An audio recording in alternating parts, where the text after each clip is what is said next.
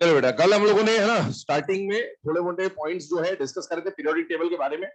क्या point discuss करे थे कि कोई भी सबशेल जो होता है वो सबशेल कौन से शेल को बिलोंग करता है और कौन से पीरियड को बिलोंग करता है, कल ही आपको बताया गया था। जैसे अगर हम लोग बात कर रहे हैं 3D सबशेल की, उसका शेल नंबर तो 3 से समझ में आ जाएगा, लेकिन पीरियड नंबर कैसे स्टार्ट होगा n-1 से पता चलेगा। n का वैल्यू हमेशा क्या बताता है, पीरियड नंबर बताता है, ठीक है। उसके बाद लास्ट में हम लोगों ने एक टेबल टाइप का बनाया था जहां पर किस पीरियड में कौन कौन से सबशेल होंगे, कितने एलिमेंट्स आएंगे और शॉर्ट शॉर्टेस्ट लॉन्ग लॉन्गेस्ट में से क्या आने वाला होगा, ये हमने डिस्कस किया था, ठीक है। लास्ट एक क्वेश्चन हमने कर लिया था नंबर ऑफ मैक्सिमम ग्रुप्स वाला, है ना, एक वो क्वेश्चन हो गया था। चलिए अब आगे बात करते हैं। इसके बाद कल हम लोगों ने जब पीरियोडिक टेबल बनाया था, ठीक है, तो पीरियोडिक टेबल में ऐसा एक आउटलाइन डायग्राम हम लोगों ने बनाया था। इस आउटलाइन डायग्राम पे हमने कुछ बातें करी हुई है, उस है ना, उसको अगर हम लोग डिस्कस करें तो यहाँ पर था बैंगन आलू गाजर इन थैला, है ना, नहीं वगैरह, ठीक है। काशी गए संत प्रभु। इसके बाद अगर हम लोग देखें यहाँ पर था नेपाल पाकिस्तान ऑस्ट्रेलिया सब बिके या भिखारी या नहीं पढ़ना ऐसा सब्जेक्ट बायो ओल्ड स्टाइल से टीओ। इसके अलावा आ जाता है फिर कल बाहर आई आंटी, ठीक है, और यहाँ पर आ जाएगा helium neon argon krypton xenon और रेडॉन, ठीक है, ये सब आ गया। इसके बाद अगर हम लोग बात करें यहाँ पर, तो आपसे पूछा जाता है कि कौन से एलिमेंट्स मेटल है, कौन से एलिमेंट मेटलॉइड है और कौन से एलिमेंट्स नॉन मेटल्स हैं। तो पहली बात, पूरे पीरियोडिक टेबल में मैक्सिमम 118 एलिमेंट है, 118 में से मैक्सिमम एलिमेंट्स मेटल होते हैं। क्या होते हैं बेटा, मेटल। और मेटल कहां कहां बैठे, पूरा एस ब्लॉक, पूरा डी ब्लॉक और पूरा एफ ब्लॉक मेटल है, except hydrogen. Hydrogen non metal है, लेकिन हाइड्रोजन को अगर आप भूल जाएं तो हाइड्रोजन के अलावा पूरा एस ब्लॉक, पूरा डी ब्लॉक, पूरा एफ ब्लॉक क्या है, मेटल्स। इसके अलावा आपने कई बार ऐसा डायग्राम देखा होगा जिगजैग टाइप का, ठीक है। ये जो जिगजैग टाइप का आपने डायग्राम देखा हुआ है, ये डायग्राम आपको किसके बारे में इंफॉर्मेशन देता है बेटा, मेटेलॉइड्स के बारे में। पी ब्लॉक इकलौता ऐसा ब्लॉक है जिस ब्लॉक के अंदर मेटल्स भी आते हैं, मेटेलॉइड्स भी आते हैं और नॉन मेटल्स भी आते हैं। आपसे पूछा जाए कौन मेटल कौन मेटलॉइड कौन नॉन मेटल, तो बेटा इसको याद करेंगे, बालिका सीता गीता ऐश्वर्या सब ट्यूशन पढ़ने आते। कैसे याद करेंगे इसको, बालिका सीता गीता ऐश्वर्या सब ट्यूशन पढ़ने आते। ये जो एलिमेंट्स हैं, इन एलिमेंट्स के लेफ्ट हैंड साइड जो भी आपको मिलता है वो सारे के सारे क्या है, मेटल्स। इस एलिमेंट के राइट हैंड साइड आपको जो भी मिलेगा वो सब क्या है, नॉन मेटल्स, ठीक है। तो बालिका सीता गीता ऐश्वर्या सब ट्यूशन पढ़ने आते ही आपके मेटलॉइड्स हो जाएंगे। इसके इधर जो भी मिल रहा है वो मेटल्स, उसको उधर जो भी मिल रहा है वो नॉन मेटल्स। अब इसमें कुछ जगह पर जाके एनसीईआरटी में और बाकी बुक्स स्टैंडर्ड बुक्स में मतभेद आ जाते हैं ना, कुछ एम्बिग्विटीज आती है, उसके ऊपर बात करते हैं। बोरॉन को मैं मेटलॉइड बोलूंगा, क्यों बोलूंगा, क्योंकि बोरॉन का डायगोनल रिलेशनशिप है सिलिकॉन के साथ, तो सिलिकॉन एक परफेक्ट मेटलॉइड है, हर कोई जानता है। तो बेटा बोरॉन का डायगोनल रिलेशनशिप सिलिकॉन के साथ है, इसलिए बोरॉन भी एक मेटलॉइड होना चाहिए, लेकिन एनसीईआरटी साफ शब्दों में बोलता है boron is a non metal. क्या लिखता है, तो आपको अगर एग्जाम में क्वेश्चन आए कि बोरॉन क्या है, आप तो एनसीईआरटी के हिसाब से क्या टिक करके आएंगे, नॉन मेटल, लेकिन इसका परफेक्ट नेचर जो है वो मेटलॉइड का है। ऐसी दिक्कत इसके साथ भी है, सेलेनियम के साथ। सेलेनियम एनसीईआरटी में दो अलग जगह दो बातें लिखी हुई है। सेलेनियम को एनसीईआरटी नॉन मेटल भी मानता है और सेलेनियम को एनसीईआरटी मेटलॉइड भी मानता है। तो अब एग्जाम में नॉन मेटल और मेटलॉइड में से क्या माना जाएगा, ये ऑप्शन पे डिपेंड करेगा। किसके ऊपर डिपेंड करेगा, ऑप्शन पे। उसके ऊपर बात करते हैं, पहले आप इसको लिख ले, बालिका सीता गीता ऐश्वर्या सब ट्यूशन पढ़ने आते हैं, मेटलॉइड्स। इसके लेफ्ट हैंड साइड वाले सारे मेटल्स, राइट हैंड साइड वाले सारे नॉन मेटल्स आपको मिलेंगे।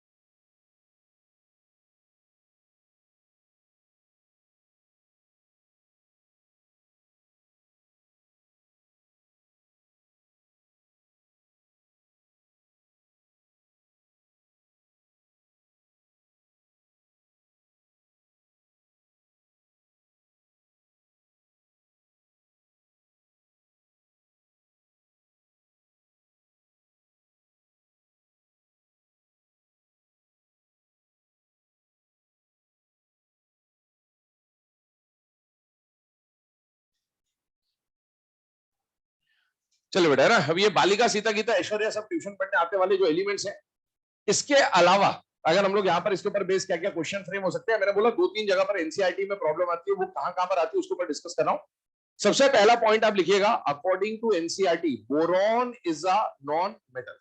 According to NCERT boron is a non metal. अब सारे एलिमेंट मत लिखो, बस यही लिखो ब्लू वाले, बाकी उधर और इधर दिख जाएंगे आप। चलिए, according to NCERT boron is a non metal. According to NCERT boron is a non metal. ठीक है, सेकंड पॉइंट बना के लिखें अगला, according to NCERT selenium can be considered as non metal oblique metalloid, दोनों में से कुछ भी मान सकते हैं। According to NCERT selenium can be considered as non metal oblique metalloid. चले, अब एग्जाम में आ गया, जैसे है ना बोरॉन आया तो अपने को क्लियर है कि अपने को बोरॉन को क्या मान के चलना है, नॉन मेटल। लेकिन अगर सेलेनियम आ गया तो क्या मानना है, कैसे पता चलेगा, वो डिपेंड करेगा ऑप्शन पे। जैसे एक क्वेश्चन बोल रहा हूं, लिखिएगा, identify the metalloid amongst the following. Identify the metalloid amongst the following. Identify the metalloid amongst the following. पहला ऑप्शन लिखे, पहला ऑप्शन लिखे सोडियम, दूसरा ऑप्शन लिखे एल्यूमिनियम, तीसरा ऑप्शन लिखे क्लोरीन Cl, और चौथा ऑप्शन लिखे सेलेनियम। तो अभी आपका आंसर कौन जाएगा, सेलेनियम। क्यों, क्योंकि सोडियम और एल्यूमिनियम तो पक्के मेटल है भाई, aluminium is a metal, sodium यहां पर आता है मेटल है, क्लोरीन आपके सामने क्लियरली मेंशन्ड है कौन है बेटा, नॉन मेटल। तो आपको सेलेनियम को क्या मानना पड़ेगा, मेटलॉइड मानना पड़ेगा फिलहाल की गिवन कंडीशन। एक और क्वेश्चन लिखे, which of the following can be considered as a non-metal? Which of the following can be considered as a non-metal? Option लिखेंगे, पहला सोडियम एल्यूमिनियम, पहला ऑप्शन सोडियम, दूसरा एल्यूमिनियम, तीसरा ऑप्शन लिखे यहां पर आर्सेनिक, आर्सेनिक AS है ना, और लास्ट ऑप्शन लिखेंगे सेलेनियम। तो अभी करेक्ट ऑप्शन नॉन मेटल में कौन आ जाएगा, सेलेनियम। फिर से सेलेनियम या करेक्ट आंसर है। क्यों, क्योंकि सोडियम या एल्यूमिनियम तो मेटल है, आर्सेनिक जो है वो मेटलॉइड है, और सेलेनियम को मेटलॉइड और नॉन मेटल दोनों कंसीडर किया जाता है। तो फिलहाल में आर्सेनिक तो सिर्फ मेटलॉइड ही रहेगा, तो आप सेलेनियम को क्या टिक कर सकते हैं, नॉन मेटल भी टिक कर सकते हैं। मतलब सेलेनियम दोनों में काउंट हो सकता है, मेटलॉइड में भी काउंट हो सकता है, नॉन मेटल में भी काउंट हो सकता है। डिपेंड किसके ऊपर करेगा बेटा, ऑप्शन पे डिपेंड करेगा कि आपको वहां क्या ऑप्शंस दिए गए। चलिए आगे बढ़ते हैं। इसके बाद आगे इसमें नेक्स्ट पॉइंट क्या आता है, कल हम लोगों ने कुछ हाइपोथेटिकल क्वेश्चन देखे थे। वो क्या क्वेश्चन देखे थे कि अगर एक डब्बे में 3 इलेक्ट्रॉन भरते हैं, 4 इलेक्ट्रॉन भरते हैं, ये हो जाएगा वो हो जाएगा। वैसा ही आपसे एक और टाइप का हाइपोथेटिकल क्वेश्चन पूछा जाता है, और वो क्वेश्चन क्या होता है कि कल हमने ये डिस्कस किया था बेटा कि जो पीरियड नंबर होता है उसको किससे शो करते हैं, एन से। एन हमेशा किसके बारे में जानकारी देता है, पीरियड नंबर। जो पीरियड नंबर है उसको एन से दिखा सकते हैं, और period number is nothing but outer most shell. अगर आपसे अभी हमारे फिलहाल में जो पीरियोडिक टेबल है उसमें कितने पीरियड्स है, 7 पीरियड्स।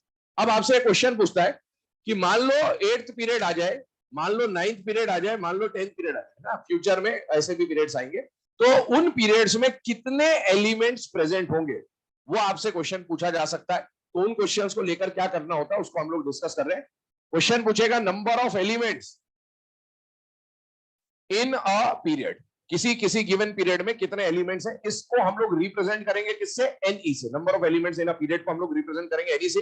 इसको सॉल्व करने के 2 तरीके होंगे। पहला, if period number is odd, और दूसरा if period number is even. मान लो जिस पीरियड के बारे में आपसे पूछा जा रहा है, जैसे बोला कि फ्यूचर में 8th पीरियड जो आएगा, या 10th पीरियड जो आएगा, या 12th पीरियड जो आएगा, उसमें कितने एलिमेंट होंगे, तो वो पीरियड नंबर कैसा है बेटा, इवन, 8, 10, 12। और आपसे बोला कि फ्यूचर में जो 9th पीरियड आएगा, 11th पीरियड आएगा, 13th पीरियड आएगा, उसमें कितने एलिमेंट्स होंगे, तो वो पीरियड नंबर कैसा होगा बेटा, ऑड। तो इसके लिए फॉर्मूला क्या होता है, नंबर ऑफ एलिमेंट्स को निकालने का जो फॉर्मूला रहेगा, नंबर ऑफ एलिमेंट्स को निकालने का जो फॉर्मूला रहेगा वो यहां पर रहेगा n+1 का होल स्क्वायर अपॉन 2, और यहां पर नंबर ऑफ एलिमेंट्स को निकालने का फॉर्मूला रहेगा n+2 का होल स्क्वायर अपॉन 2। ऑड वाले में ऑड नंबर ऐड किया है, इवन वाले में इवन नंबर ऐड किया है। सुनिएगा, अब इसको अप्लाई करके देखते हैं कल जो हम पढ़ चुके हैं उस पर। कल हमने एक टेबल बनाया था नंबर ऑफ एलिमेंट्स को लेकर, उसमें आप देखें, मान लो मैं पीरियड नंबर क्या लेके चल रहा हूं 5, तो अगर पीरियड नंबर 5 लिया तो 5 नंबर कैसा है, ऑड है या इवन है, ऑड है। तो एन पीरियड नंबर लिया है मैंने 5, मतलब एन का वैल्यू क्या रखूंगा 5, 5 + 1 हो गया 6, 6 का स्क्वायर किया 36 अपॉन 2 किया 18। क्या कल हमने जो 5th पीरियड लिखा था उसमें 18 एलिमेंट्स थे? यस, वो सेकंड लॉन्ग पीरियड था, 5th वाला पीरियड था, सेकंड लॉन्ग पीरियड, 18 एलिमेंट्स थे उसमें, 18 एलिमेंट्स थे उसमें। इसी तरीके से मान लो मैं सेकंड पीरियड लेता हूं, तो n का वैल्यू मैंने 2 लिया, 2 कैसा नंबर है, इवन, तो आप रखें 2 + 2 4, 4 का स्क्वायर 16, 16 अपॉन 2 क्या 8। क्या सेकंड पीरियड में 8 एलिमेंट्स आते हैं? यस आते हैं। तो ये आपसे पूछा जाए तो हमने जो कल पढ़ा उस पर भी अप्लाई होगा, फ्यूचर में आने वाले जो एलिमेंट्स है उस पर भी अप्लाई हो जाएगा, कोई दिक्कत नहीं। ये तो पहला क्वेश्चन हुआ। दूसरा क्वेश्चन क्या फ्रेम हो सकता है वो हम देखते हैं, पहले मैं फॉर्मूला लिखा दे रहा हूं फिर क्वेश्चन देखेंगे। क्वेश्चन पूछेगा number of subshells in a period, किसी गिवन पीरियड में कितने सबशेल्स आएंगे, उसका फॉर्मूला है नंबर ऑफ एलिमेंट्स को 2 से डिवाइड करिए और स्क्वायर रूट निकालिए। मतलब क्या हुआ, ध्यान सुनिए, किसी भी कल जो हमने टेबल बनाया था उसी टेबल पे आप जाइए, उस टेबल में मान लो मैं 5th पीरियड लेके चल रहा हूं, कौन सा पीरियड लेके चल रहा हूं 5th। अभी मैंने आपको बताया था 5th पीरियड में कितने एलिमेंट आ रहे थे 18, तो 5th पीरियड में नंबर ऑफ एलिमेंट्स कितना है 18, 18 को 2 से डिवाइड किया क्या आया 9, 9 का स्क्वायर रूट निकाला क्या आ गया 3। इसका मतलब है 5th पीरियड में कितने सबशेल आएंगे 3। आप देखो 5th पीरियड में वहां पर 3 ही सबशेल लिखे होंगे, एक एस होगा, एक पी होगा, एक डी होगा। और आप देखो अगर 3 सबशेल आ रहे हैं तो कौन कौन आएगा, एस आएगा, पी आएगा, डी आएगा, सीक्वेंस बाद में देखेंगे, एस पी डी आएगा। एस कौन सा आएगा, एन एस, पी कौन सा आएगा, एन पी, डी कौन सा आएगा, एन -1 डी। ठीक है, और अभी हमने पीरियड नंबर क्या लिया है 5, तो n का वैल्यू क्या है 5, तो कौन कौन आएगा 5s, कौन आएगा 5p, कौन आएगा 4d, ये आपको मिल रहे होंगे वहां पर। आगे बढ़ जाते हैं, तीसरा क्वेश्चन बनेगा कि वो जो सबशेल्स आए हैं उनका एनर्जी का ऑर्डर क्या होगा। तो एनर्जी का ऑर्डर भी कल हम लोग एक जनरल फॉर्मूला लिखा था कि कोई भी पीरियड स्टार्ट होगा ns से, खत्म होगा np पे, खत्म होगा np पे, रिवर्स में आएगा n-1d, n-2f, n-3g, इस तरह से आ जाएगा। और इसमें एनर्जी का ऑर्डर क्या रहेगा, सबसे पहले इलेक्ट्रॉन किस में एंटर होगा ns में, फिर किस में एंटर होगा n-3g, n-2f, n-1d, और खत्म किस पे होगा np पे। तो ये एनर्जी का सीक्वेंस है। और कल जो हमने अभी जो मैंने अभी आपको 5th पीरियड का बताया उसमें यही कहा था 5s, फिर 4d, फिर 5p, याद रखना। नोट करें इसको, क्वेश्चन 1 देखते हैं इसके ऊपर।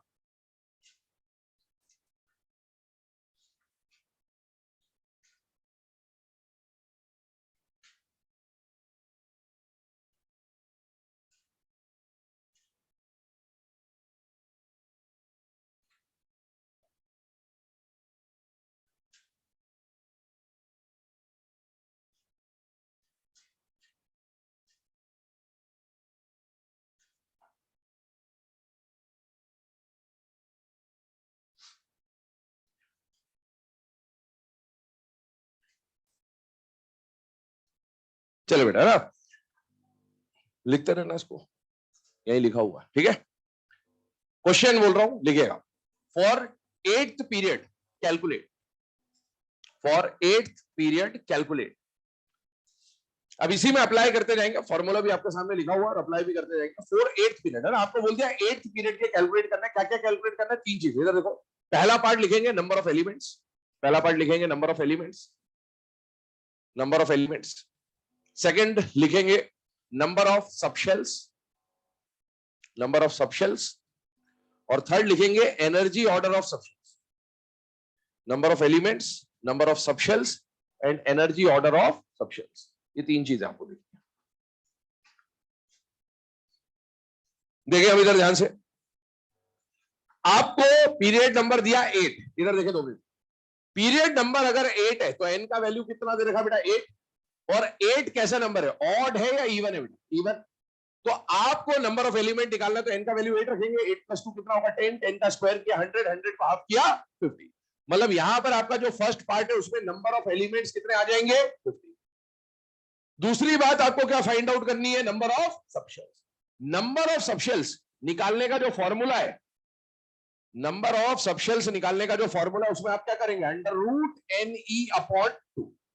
और 8th पीरियड में नंबर ऑफ एलिमेंट्स 50 है, 50 को अपॉन 2 करके उसका स्क्वायर रूट निकालोगे तो कितना आ जाएगा 5 आने का मतलब है 5 सबशेल होंगे। 5 सबशेल कौन कौन से होंगे बताइए। पहला सबशेल कौन सा आएगा S, फिर कौन आएगा P, फिर कौन आएगा D, फिर कौन आएगा F, फिर कौन आएगा G। अब एक बात बताना, S के साथ जो प्रिंसिपल क्वांटम नंबर चलेगा क्या वो n चलेगा या n-1 चलेगा या n-2 चलेगा? n चलेगा। तो इसके साथ ns आएगा, इसके साथ np आएगा, इसके साथ n-1d आएगा, n-2f आएगा और n-3g आएगा। अच्छा n का वैल्यू यहां पर क्या है 8। यही गलती होगी जल्दबाजी में, ये 5 यहां लगा देते हैं। n को 5 नहीं मानना, n का वैल्यू कितना है 8 है। हम 8th पीरियड की बात कर रहे हैं। तो बताइए जो s आया है ये कौन सा s आया है? 8s आया है। 5s मत लिख देना जल्दबाजी में। p जो आया है कौन सा p आया है? 8p आया है। एनर्जी ऑर्डर बना रहा हूं, s से शुरू होगा p पे खत्म होगा, रिवर्स में आएगा n-1d, n-2f, n-3g, और ये आपके एनर्जी ऑर्डर का सीक्वेंस है। जल्दबाजी में 5s, 5p, 4d, 3f, 2g मत लिख देना, क्योंकि अगर ये लिखा तो खुद समझ में आ जाना चाहिए कि 3f और 2g पॉसिबल नहीं होते हैं। लेकिन है ना, ये जल्दबाजी में गलतियां होती है, इसलिए ध्यान रखना। ये 5 सबशेल का क्वांटिटी है, ये n का वैल्यू नहीं है। n का मतलब क्या होता है? पीरियड नंबर, और पीरियड नंबर तो क्वेश्चन में आपको दे रखा है 8th पीरियड, तो n का वैल्यू 8 है बेटे यहां पर।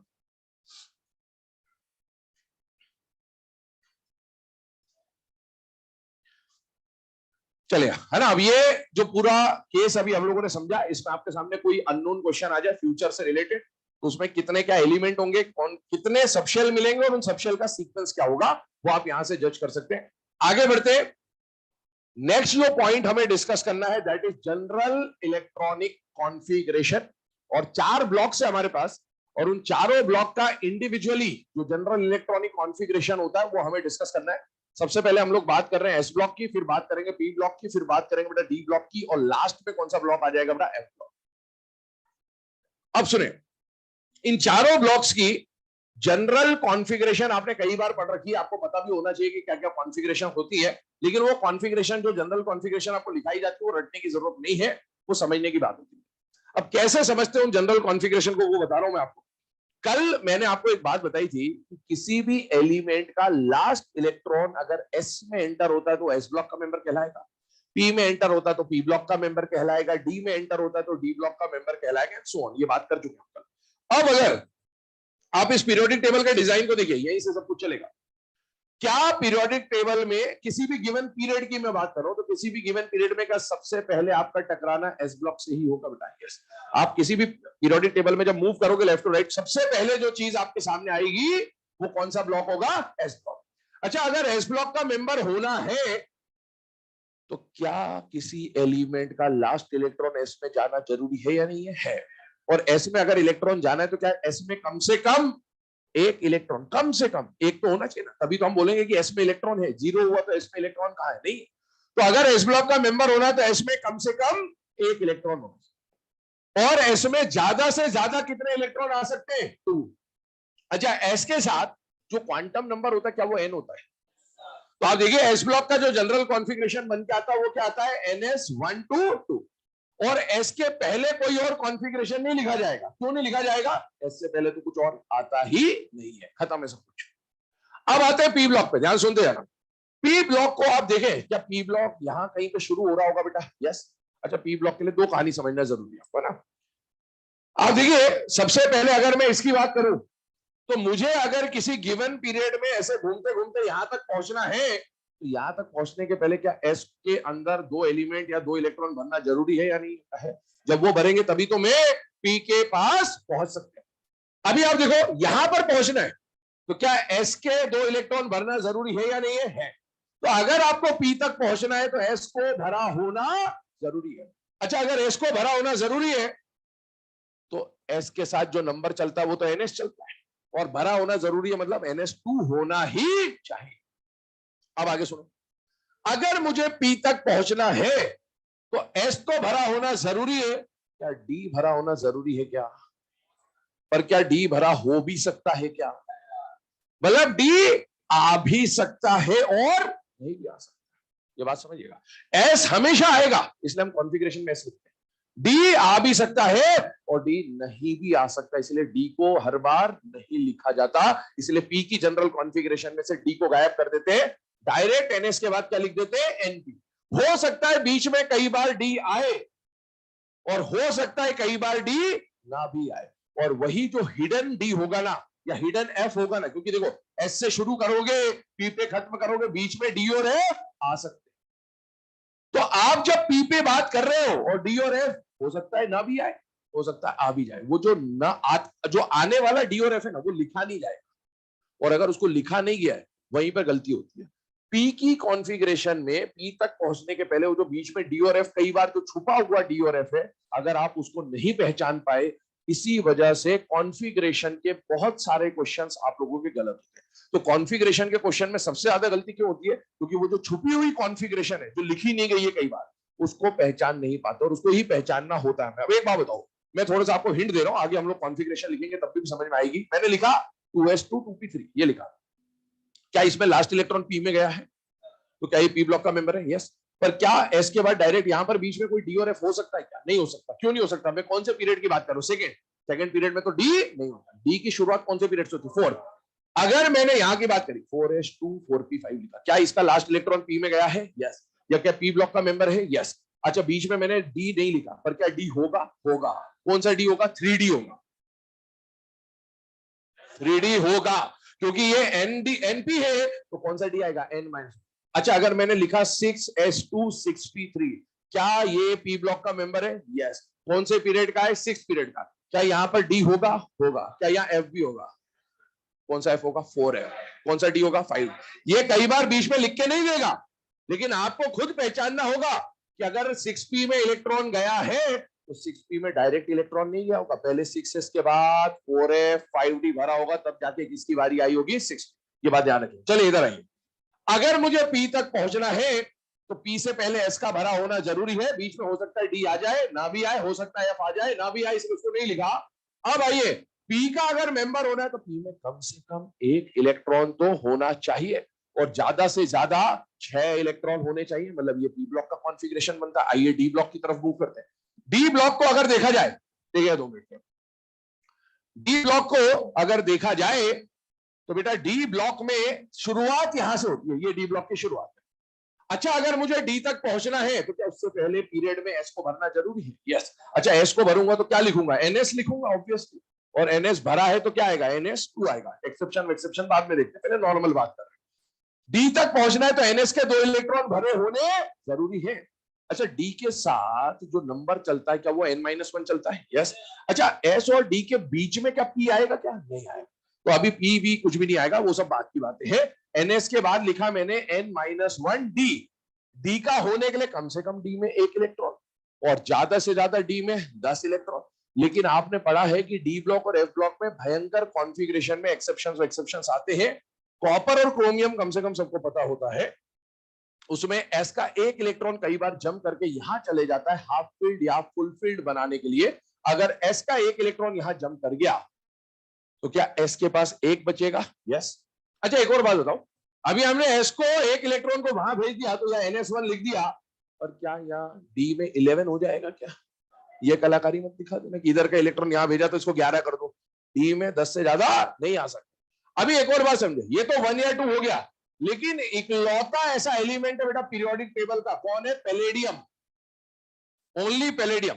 पूरे पीरियोडिक टेबल में एकमात्र ऐसा एलिमेंट पैलेडियम होता है, डी ब्लॉक का एलिमेंट पैलेडियम होता है, जिसके एनएस में कितने इलेक्ट्रॉन मिलते हैं, 0। तो आप देखिए वैसे तो एस के साथ कायदे से 2 आना चाहिए था, लेकिन एक्सेप्शन की वजह से कई बार 0 कई बार 1 भी आता, तो इसको तीनों को अलग अलग लिखने के बजाय हम लोग डायरेक्टली लिख देते हैं NS022, इसमें से कुछ भी आ सकता है।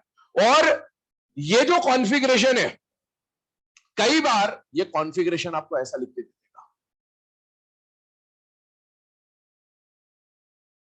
दोनों सही है, ऊपर वाला भी सही है नीचे वाला भी सही है, दोनों में क्या अंतर है, 0 हटा दिया, मतलब पैलेडियम गायब कर दिया बस। और ये जो कॉन्फ़िगरेशन हम लिख रहे हैं, ये क्या लिख रहे हैं, जनरल है ये एग्जैक्ट कॉन्फ़िगरेशन। जनरल में एक आध छूट जाए चलता है, जनरल है। तो आपको कई जगह पर ये कॉन्फ़िगरेशन मिलेगा डी ब्लॉक का, कई जगह ये मिलेगा, कोई प्रॉब्लम नहीं, दोनों सही है। एग्जाम में या तो ये आएगा या तो ये आएगा, प्रॉब्लम नहीं लेना। और दोनों आ जाए तो मोर एक्यूरेट कौन सा है बेटा, NS022 है। पुरानी एनसीईआरटी ये लिखती थी, आजकल एनसीईआरटी में भी थोड़े बहुत समझदार लोग आ गए तो उन्होंने इसको ऐसा लिखना चालू कर दिया, तो कोई दिक्कत नहीं, दोनों है एनसीईआरटी में, but more appropriate is first. ठीक है, आगे आते हैं। एफ ब्लॉक पे आइए, इधर ध्यान दीजिएगा, एफ ब्लॉक का कॉन्फ़िगरेशन कैसे बन रहा है उसको समझने की कोशिश करते हैं। भाई एफ ब्लॉक की शुरुआत यहां से होती है बेटा, और ये एलिमेंट कौन होता है, सीरियम। और एफ ब्लॉक का जो पहला एटॉमिक नंबर है वो है 58, और पहली सीरीज कहां से कहां तक जाती है, 58 से 70। एक बात समझिएगा, ये 4F की जो सीरीज थी, इस सीरीज को क्या बोला जाता है, लैंथेनाइड सीरीज। ठीक है, और इसको लैंथेनाइड बोले जाने का कारण क्या था कि इनका नाम किसके नाम पे रखा गया था, लैंथेनम के नाम पे। सेकेंड ईयर लाएंगे एसी, ये जो लैंथेनम है इसका एटॉमिक नंबर था 57, और इस 57 के बाद आने वाले 14 एलिमेंट्स को क्या बोला जाता है, लैंथेनाइड्स। अब थोड़ी देर के लिए ऐसा इमेजिन करिए कि इसको उठा के यहां रख देता हूं, थोड़ी देर के लिए इसको उठा के यहां रख देता हूं।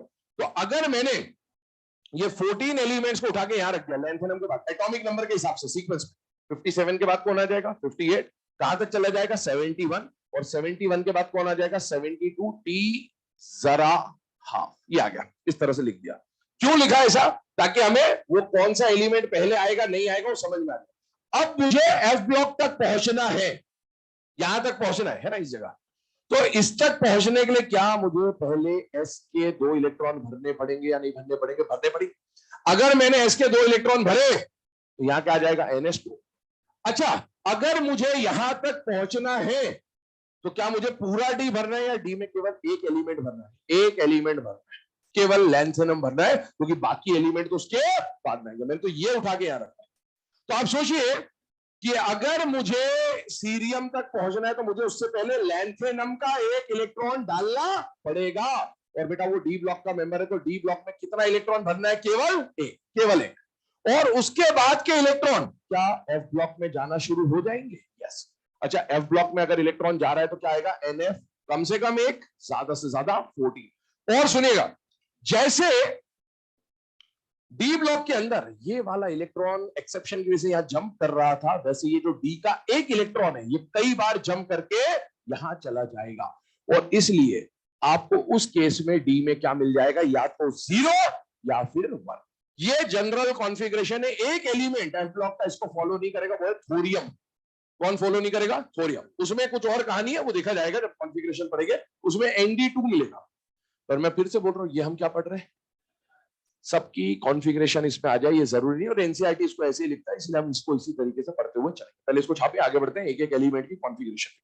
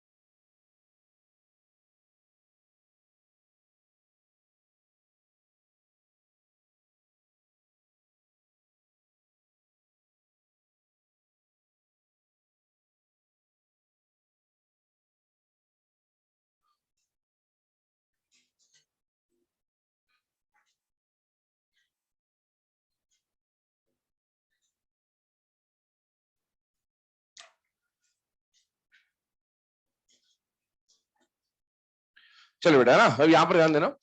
अभी हम लोगों ने जनरल कॉन्फ़िगरेशन लिख लिया चारों ब्लॉक्स का।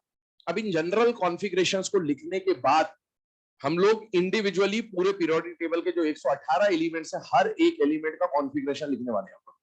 आपको एग्जाम में जब कॉन्फ़िगरेशन पूछा जाता है तो मेनली एफ ब्लॉक में से पूछा जाता है। कहां से पूछा जाता है? F block. आपने देखा होगा कई बार एग्जाम में गैडोलिनियम सबसे ज्यादा बार पूछा गया क्वेश्चन है, लेकिन हाँ पूछा किसी के भी बारे में जा सकता है, इसलिए हम हर एक एलिमेंट के कॉन्फ़िगरेशन को यहाँ डिस्कस कर रहे हैं। पहले एस ब्लॉक से शुरू करते हैं क्योंकि यहां से आपका बेस बनेगा कि आगे कैसे आपको मूव करना है। देखिए ध्यान से समझिएगा, किसी भी एलिमेंट की कॉन्फ़िगरेशन लिखने के दो तरीके होते हैं। पहला तरीका अफबाउ रूल, लंबा चौड़ा लिखते जाइए, 1s2 2s2 2p6 लिखते जाओ लिखते जाओ लिखते जाओ लिखते जाओ लिखते जाओ जब तक एटॉमिक नंबर खत्म नहीं हो जाता। लेकिन अगर एटॉमिक नंबर छोटा है तब तो ये काम कर जाएगा, कोई दिक्कत नहीं। लेकिन अगर एटॉमिक नंबर बहुत बड़ा आ गया है ना, 80 90 100 की रेंज में आ गया, तो आप ये 1s2 लिखते लिखते थक जाओगे। अल्टीमेटली कोई मतलब नहीं है उसका, क्योंकि हमें इनऑर्गेनिक में केवल वैलेंस शेल की जरूरत होती है बॉन्डिंग कराने के लिए, और हमें उसी के इलेक्ट्रॉनों की जरूरत पड़ेगी पूरे सिलेबस में। इसलिए हम लोग केवल जो कंडेंस्ड फॉर्म है उसको लिखना समझ रहे होंगे। वो कंडेंस्ड फॉर्म कैसे लिखते हैं हम उसके ऊपर बात करते हैं। सबसे पहली बात मैं अफबाउ रूल से पहले बता देता हूं एक दो केस, फिर उसी को हम लोग चेंज करेंगे कंडेंस्ड फॉर्म में। बेटा हाइड्रोजन का एटॉमिक नंबर 1 है, अफबाउ रूल से क्या लिखोगे? 1s। हाइड्रोजन का सॉरी लिथियम का एटॉमिक नंबर 3 है, तो कॉन्फ़िगरेशन क्या बनता है? 1s2 2s1। इसके बाद आप सोडियम की बात करेंगे, लास्ट एलिमेंट इसको देख लेते हैं, तो 1s2 2s2 2p6 और 3s1। ये इसका कॉन्फ़िगरेशन आ जाता है किसके अकॉर्डिंगली? अफबाउ रूल के अकॉर्डिंगली। लेकिन हमें अफबाउ रूल का इस्तेमाल नहीं करके अगर इसको कंडेंस्ड फॉर्म में लिखना है, छोटे फॉर्म में लिखना है, तो छोटे फॉर्म में लिखने के लिए हम लोग इनर्ट गैस की मदद लेंगे। किसकी मदद लेंगे? Inert gas. इनर्ट गैस की मदद कैसे लेंगे? ध्यान सुनिएगा। आप जिस पीरियड के एलिमेंट की कॉन्फ़िगरेशन लिख रहे हो उससे पहले वाले पीरियड की आप इनर्ट गैस को यूज करेंगे। क्यों यूज करेंगे? कारण भी समझ में आ जाना चाहिए। भाई अगर आप सपोज इस पीरियड के एलिमेंट को लिखना चाह रहे, इसका कॉन्फ़िगरेशन लिखना चाह रहे, तो इस पीरियड की खुद के पीरियड की इनर्ट गैस का इस्तेमाल मैं नहीं कर सकता क्योंकि वो तो इसके बाद में आएगी। लेकिन क्या इससे पहले ये और ये इनर्ट गैस आ चुकी होंगी? बेटा यस। तो आप इसकी कॉन्फ़िगरेशन में इसको भी यूज कर सकते हो, आप इसकी कॉन्फ़िगरेशन में इसको भी यूज कर सकते हो, आप इसकी कॉन्फ़िगरेशन में इसको भी यूज कर सकते हो। तीनों में से किसी को भी यूज कर सकते हो क्योंकि तीनों इसके पहले आ चुकी। लेकिन हम लोग प्रायोरिटी किसको देंगे? जस्ट प्रीवियस इनर्ट गैस को। क्यों? क्योंकि अगर मैं ये लिखूंगा ना तो मुझे बाकी बहुत सारी कॉन्फ़िगरेशन लिखनी पड़ेगी। मैं ये लिखूंगा तो इसके बाद वाली भी कॉन्फ़िगरेशन लिखनी पड़ेगी। अगर मैंने ये लिखा तो मुझे सिर्फ इसकी कॉन्फ़िगरेशन लिखनी पड़ेगी, बस ये फायदा होता है। अब आप सोचिए, हाइड्रोजन की बात करूं, सीधा सा कंक्लूजन क्या निकलता है? आप जिस पीरियड का एलिमेंट का कॉन्फ़िगरेशन लिखना चाह रहे हैं उससे जस्ट पहले वाले पीरियड की आपको क्या यूज करनी पड़ेगी? Inert gas. जैसे हाइड्रोजन कौन से पीरियड का एलिमेंट है? फर्स्ट। दो ही एलिमेंट है फर्स्ट पीरियड में, एक इस कोने में एक इस कोने में। हाइड्रोजन फर्स्ट पीरियड का एलिमेंट है। फर्स्ट पीरियड के एलिमेंट के लिए इनर्ट गैस उससे पहले वाले पीरियड, तो फर्स्ट से पहले कौन सा पीरियड आएगा? आएगा ही नहीं, कोई नहीं है। तो इसीलिए इसके उसमें कोई इनर्ट गैस नहीं आएगी। कॉन्फ़िगरेशन सिर्फ क्या रहेगा? 1s1 NH. आगे बढ़ते हैं। लिथियम कौन से पीरियड का है? सेकंड पीरियड का है। सेकंड पीरियड के लिए इनर्ट गैस पहले पीरियड की। फर्स्ट पीरियड का एलिमेंट इनर्ट गैस कौन है बेटा? हीलियम। ये लिख दिया पर। आइए सोडियम पे, सोडियम कौन से पीरियड का एलिमेंट है? थर्ड पीरियड के एलिमेंट के इनर्ट गैस सेकंड पीरियड की कौन सी आएगी? नियॉन। तो आपने लिख दिया नियॉन। अब इधर 2 मिनट के लिए ध्यान देंगे। एक बात समझिएगा, ये हमने लिखा क्यों उसको आप यहां से भी समझ सकते हैं। क्या ये जो 1s2 मैंने लिखा ये हीलियम ही तो है? ये जो 1s2 2s2 2p6 मैंने लिखा ये नियॉन ही तो है। तो आपने क्या करा? आपने ये जो बड़ी कॉन्फ़िगरेशन थी उसको कंडेंस कर दिया, शॉर्ट कर दिया और इनर्ट गैस लिख दिया सीधे, बस इतना से ही चेंज हुआ और कुछ नहीं। अब बताइए, 1s2 को लिख दिया हीलियम और बचा हुआ कॉन्फ़िगरेशन कौन है? 2s वो लिख दिया। इस पूरे को हमने क्या लिख दिया बेटा? नियॉन। और क्या लिखा? 3s1। अब इसको सर आगे क्या करेंगे? अब आगे देखो, अपने को अब ये तो लिखना नहीं, अपने को क्या करना है? फर्स्ट पीरियड की थी तो इनर्ट गैस 0 पीरियड का, मतलब आया नहीं। सेकंड पीरियड के फर्स्ट पीरियड का, थर्ड पीरियड के सेकंड पीरियड का, ये कौन से पीरियड का? फोर्थ पीरियड के इनर्ट गैस थर्ड पीरियड की कौन सी आएगी? हीलियम। नियॉन के बाद आर्गन। तो यहां लिखा मैंने आर्गन, यहां पर आ जाएगा क्रिप्टॉन, यहां पर आ जाएगा जेनॉन, यहां पर आ जाएगा रेडॉन। ये सीक्वेंस चलता जाएगा। और आप देखिए सर इसके आगे की कॉन्फ़िगरेशन के लिए तो हमने ये देखा था, पर यहां पर हम क्या करें? तो यहां पर हमको ये देखना है, जनरल इलेक्ट्रॉनिक कॉन्फ़िगरेशन। ये जनरल इलेक्ट्रॉनिक कॉन्फ़िगरेशन NS1 यही काम करेगा इस ग्रुप पे। और आप देखिए इसका कॉन्फ़िगरेशन देखो क्या लिखा था? 1s। ये N क्या बता रहा है? Period number. ये फर्स्ट पीरियड का एलिमेंट था, तो एन का वैल्यू क्या रखा 1। तो बताइए इसका कॉन्फ़िगरेशन क्या बना 1s1, यही तो लिखा है। ये कौन से पीरियड का एलिमेंट है सेकंड, तो एन का वैल्यू क्या रखा 2, तो क्या बन गया 2s1, क्या आ गया। ये कौन से पीरियड का एलिमेंट है थर्ड, तो एन का वैल्यू 3 रखा, तो क्या बन गया 3s1, यही तो लिखा है आपने। तो ये कौन से पीरियड का है 4, तो बताइए यहां पर कॉन्फ़िगरेशन में एन का वैल्यू क्या रखूंगा 4, तो आ जाएगा 4s1। ये फिफ्थ पीरियड का है, तो यहां पर क्या रखेंगे एन का वैल्यू 5s1, 6s1, 7s1। और मैंने आपको बोला हिडन कॉन्फ़िगरेशन को देखना जरूरी है बार बार। तो आप बताइए क्या एस ब्लॉक की शुरुआत आप कर रहे हो, तो क्या एस ब्लॉक से पहले कोई और कॉन्फ़िगरेशन आया होगा क्या, नहीं, मतलब यहां कोई हिडन कॉन्फ़िगरेशन नहीं है। आप चेक भी कर सकते हो, जैसे रेडॉन का एटॉमिक नंबर क्या होता है 86, और 86 प्लस 1 87, मैच हो रहा है। 54 प्लस 1 55, मैच हो रहा है, मतलब बीच में कुछ छुपा हुआ नहीं है। आइए इधर, अब आते हैं ग्रुप 2 पे। कॉन्फ़िगरेशन समझिएगा, पहला पीरियड तो इसमें खाली है। सेकंड पीरियड के लिए इनर्ट गैस कौन से पीरियड की आएगी फर्स्ट, बताइए फर्स्ट पीरियड की inert gas helium. Third period के एलिमेंट के लिए सेकंड पीरियड की इनर्ट गैस कौन आएगी नियॉन। अब मैं डायरेक्टली लिख देता हूं, हीलियम के बाद नियॉन आया, तब कौन आएगा आर्गन, फिर कौन आ जाएगा क्रिप्टॉन, फिर कौन आ जाएगा जेनॉन, फिर कौन आ जाएगा रेडॉन। चलिए इनर्ट गैस लिखना तो हमने सीख लिया, अब आगे की कॉन्फ़िगरेशन के लिए क्या करना है, तो आगे की कॉन्फ़िगरेशन के लिए आपको जरूरत पड़ेगी जनरल इलेक्ट्रॉनिक कॉन्फ़िगरेशन की, और ये एस ब्लॉक का दूसरा ग्रुप है, इसलिए इसका जनरल कॉन्फ़िगरेशन क्या आता है NS2। यहां पर N क्या बताएगा पीरियड नंबर। अब बताइए ये बेरिलियम कौन से पीरियड का एलिमेंट है बेटा सेकंड, तो यहां N का वैल्यू 2 रख दो तो क्या आ जाएगा 2s2। S2 के साथ छेड़खानी मत कर, ये तो ऐसे ही रहेगा, बस N बदलते जाएगा। थर्ड पीरियड है 3s2, फोर्थ पीरियड है 4s2, फिफ्थ पीरियड है 5s2, सिक्स पीरियड है 6s2, और सेवेंथ पीरियड है तो 7s2। ये कॉन्फ़िगरेशन आएगा। अब इसमें एक और बात देखिए, इनके नाम देखिए, ग्रुप 1 को एक नाम दिया गया, वैसे तो ये सारे हाइड्रोजन से है ना, हेलिना की रब्से फरियाद, ये सारे के सारे क्या कहलाते हैं ग्रुप 1 के मेंबर, लेकिन ग्रुप 1 को एक नाम और दिया गया है, क्या नाम दिया गया है अल्कली मेटल। जब हम ग्रुप 1 बोलते हैं तो हाइड्रोजन उसमें काउंटेड होगा, लेकिन जब मैं अल्कली मेटल बोलूंगा तो उसमें हम हाइड्रोजन को इंक्लूड नहीं करेंगे। क्यों नहीं करेंगे, क्यों नहीं करेंगे, क्योंकि हम बात कर रहे हैं मेटल्स की, and hydrogen is a non metal. तो अगर मैं बोलूं कि ग्रुप 1 में हाइड्रोजन आता है, हाँ आता है। अल्कली मेटल में हाइड्रोजन आता है क्या, नहीं आता है। अल्कली मेटल में सिर्फ मेटल्स आएंगे और हाइड्रोजन मेटल नहीं होता, इसीलिए हाइड्रोजन को छोड़कर ये जो ग्रुप 1 के मेंबर है, एक्सेप्ट हाइड्रोजन जो ग्रुप 1 के मेंबर है, उनको क्या बोला जाएगा अल्कली मेटल।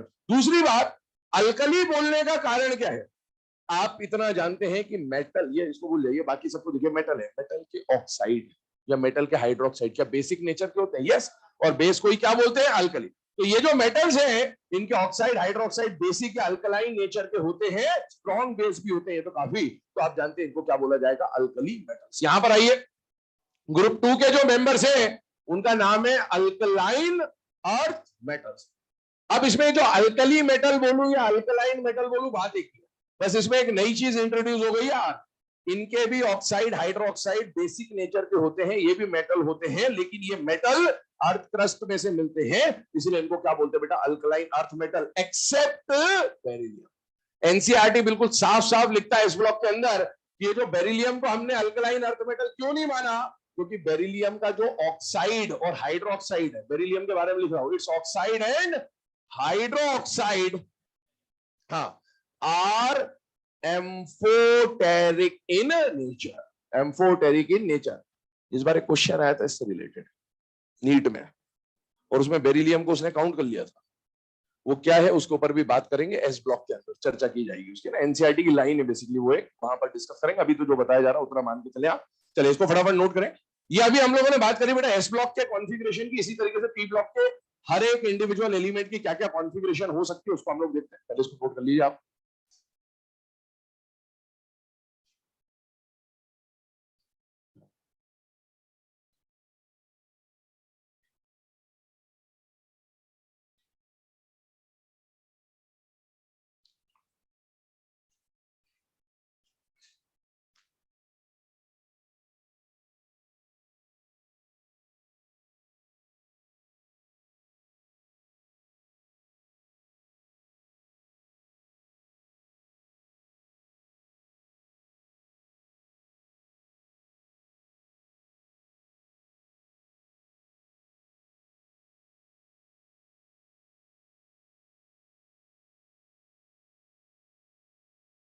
ये जो लिखा है OME, ये क्या लिखा रहा है बेटा? आउटर मोस्ट इलेक्ट्रॉन, है ना? समझ में आ जाना चाहिए। तो इसमें 1 है, उसमें 2 है, वहां लिखा नहीं है मैंने, लिख देता हूं।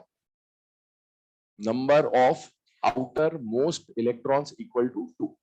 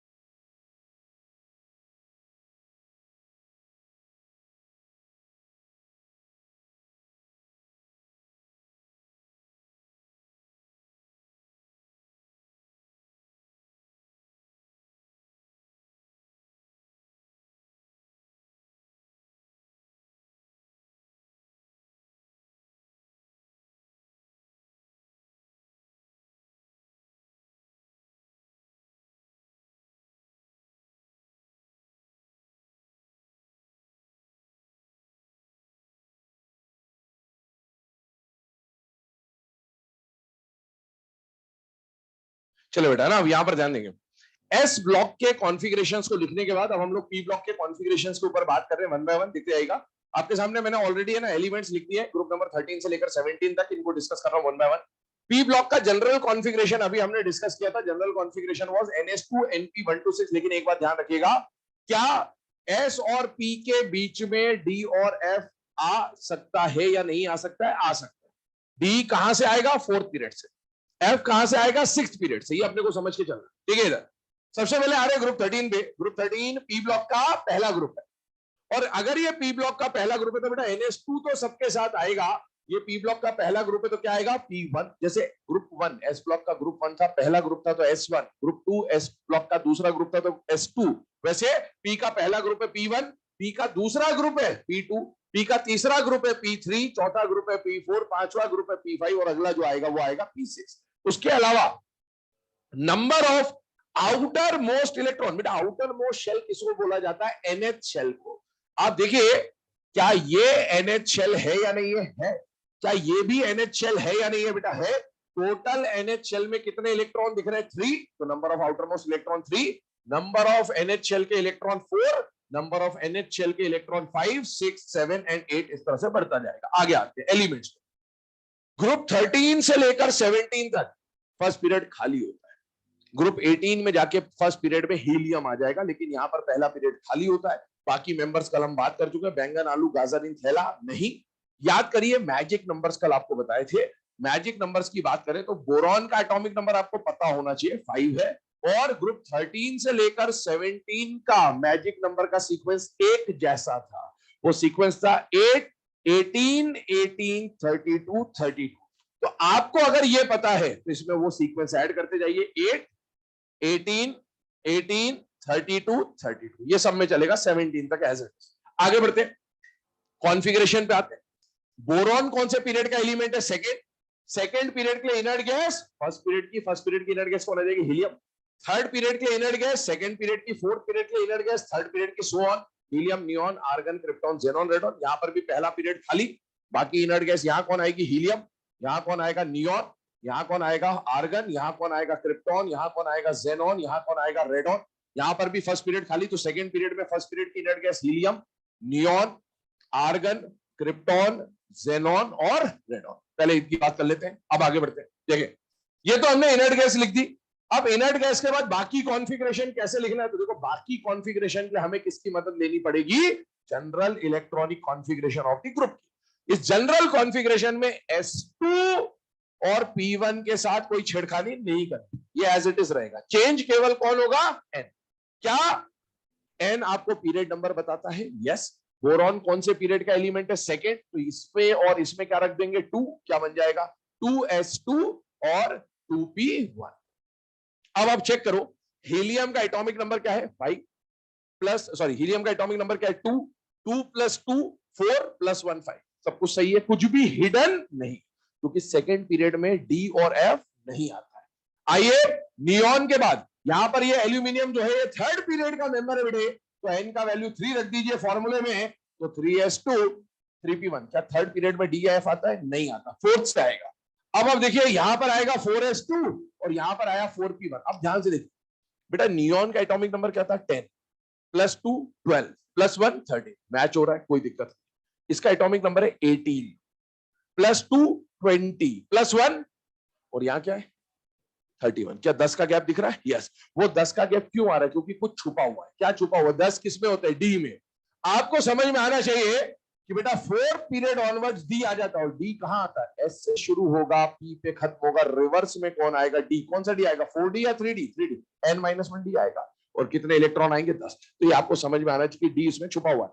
हो सकता है एग्जाम में 3d लिख के ना दे, लेकिन आपको मान के चलना पड़ेगा कि 3D वहां पर है। ये आपको समझ में आना चाहिए कि 3D वहां पर छुपा हुआ है, क्योंकि अगर इसको आप नहीं पहचान पाओगे इसकी वजह से आपके बहुत क्वेश्चंस गलत होंगे। तो पी ब्लॉक जब भी आ जाए सतर्क रहिएगा, क्योंकि पी से पहले एस तो भरा होना कंफर्म है, लेकिन हो सकता है डी और एफ आ भी जाए और ना भी आए। आगे बढ़ते, फिफ्थ पीरियड का मेंबर है 5s2 5p1। क्या इसके बीच में कोई डी होगा, यस होगा। कौन सा डी होगा, 4d10। अभी तक एफ शुरू नहीं हुआ है, क्योंकि एफ की शुरुआत कौन से पीरियड से होती है, 6 पीरियड से। यहां पर आएगा 6s2 6p1। अब इलेक्ट्रॉन काउंटिंग करो, समझ आ जाएगा। ये है 54, ये है 56, ये है 57, और यहां है 57 और 81 में 24 का डिफरेंस है। 24 का डिफरेंस क्यों है, 10d और 14f, तो टोटल 24 का डिफरेंस। आप बताइए अगर पीरियड नंबर 6 चल रहा है तो डी कौन सा आएगा, 5d, और एफ कौन सा आएगा, 4 है और सीक्वेंस यही होता है कि S P D F इस तरह से फिल कर रहे हैं। यहां पर आ जाएगा 7S2, यहां पर आ जाएगा 7P1 और यहां पर भी कौन छुपा हुआ है बेटा 5F14 और 6D10। ये मैंने लिख दिया एक बार। अब आगे क्या होने वाला है वो समझिए। यहां पर जो भी कॉन्फ़िगरेशन आपके सामने लिखी है पूरी configuration as it is copy होगी। बस P1 के बदले यहां क्या आएगा P2, वहां क्या आएगा P3, वहां क्या आएगा P4, वहां क्या आएगा P5। तो ये मैं लिखते जा रहा हूं, बाकी पूरा कॉन्फ़िगरेशन सेम रहने वाला है। तो आपको तरीका बता दिया किस तरह से लिखना है।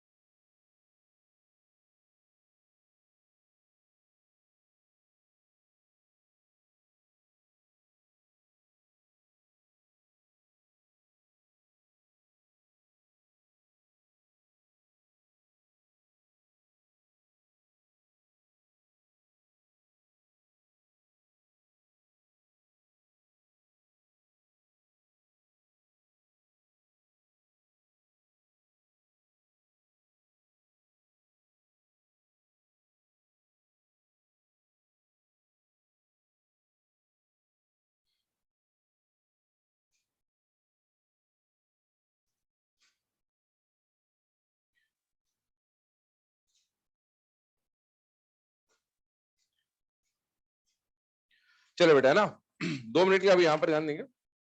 ग्रुप नंबर 15 तक की कॉन्फ़िगरेशंस, ठीक है, हम लोगों ने यहां पर डिस्कस करी थी अभी। अब यहां पर क्या हो रहा है, ग्रुप नंबर 16, 17 में और 18 में क्या डिफरेंस आ रहा है, कुछ भी नहीं है। बस यहाँ NS2 NP3 के बदले कौन आ जाएगा बेटा, NP4। तो आप देखिए हर जगह जहां P3 था वैसे के वैसे क्या आता जाएगा, P4, P5, P6, है ना। यहाँ पर थोड़ा सा चेंज आएगा, उसको हम डिस्कस करेंगे। उसके अलावा कुछ छोटी मोटी बातें वापस से कर दे रहा हूँ। आपको ये समझ में आना चाहिए कि ये एलिमेंट कौन से पीरियड के बेटा, फोर्थ पीरियड। तो फोर्थ पीरियड में क्या 3D की एंट्री हो चुकी होगी, यस। फिफ्थ पीरियड है, फोर्थ और फिफ्थ में डी की एंट्री होगी, सिक्स्थ और सेवेंथ में डी के साथ एफ की एंट्री।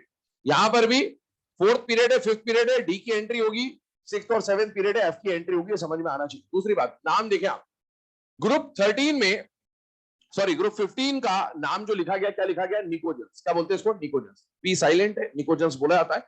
निकोजेंस, हेलोजन आपको पता होता है कम से कम, हेलोजन को बोलते हैं सॉल्ट प्रोड्यूसर। जेन का मतलब होता है प्रोड्यूसर, हेलो का मतलब होता है सॉल्ट। वैसे निकोजन, निको का मतलब होता है पॉइजनस नेचर। क्या मतलब होता है बेटा, पॉइजनस नेचर। और दूसरी बात, निकोजेंस का एक्चुअल मीनिंग होता है फर्टिलाइजर प्रोड्यूसर। क्या मतलब होता है बेटा, फर्टिलाइजर प्रोड्यूसर। फर्टिलाइजर प्रोड्यूसर मतलब क्या, आप लोगों ने जूनियर क्लासेस में, सोशल में, ईवीएस में मैन्योर्स एंड फर्टिलाइजर्स पढ़े होंगे। तो यहाँ फर्टिलाइजर्स की बात कर रहा है। और फर्टिलाइजर्स का सबसे इंपॉर्टेंट एग्जांपल आई होप सबको पता होता है, एनपीके। ये तो सुना होता सबने। अच्छा, एनपीके में क्या नाइट्रोजन और फास्फोरस आ रहा है या नहीं आ रहा बेटा, आ रहा है। पोटेशियम भी आ रहा है, ठीक है, लेकिन एनपी भी आ रहा है। और इसीलिए ये जो एलिमेंट्स हैं इनका यूज फर्टिलाइजर के प्रोडक्शन में होता है, और इसीलिए इनको क्या बोला जाता है बेटा, निकोजेंस कहा जाता है। इवन जो फास्फोरस है, ये सिर्फ फास्फोरस है नहीं, इसके phosphate, super phosphate, triple phosphate, double phosphate, ऐसे बहुत सारे फॉस्फेट मिलते हैं। वो भी डायरेक्टली कहां यूज होते हैं बेटा, फर्टिलाइजर्स पे। तो कभी पूछा जाए कि निकोजेंस का मतलब क्या है, तो इसका मतलब होता है फर्टिलाइजर प्रोड्यूसर, या इसका दूसरा मीनिंग होता है पॉइजनस इन नेचर। दोनों बातें हैं, लिख लीजिएगा।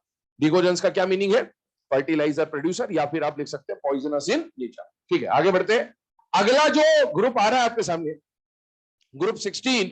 ग्रुप 16 का नाम क्या दिया गया बेटा, कैल्कोजन, है ना। एच साइलेंट है क्या, चैल्कोजन नहीं बोलते हैं इसको, कैल्कोजन बोलते हैं। Chemistry, chemistry, chalcogen, chalcogen, chelate, chelate.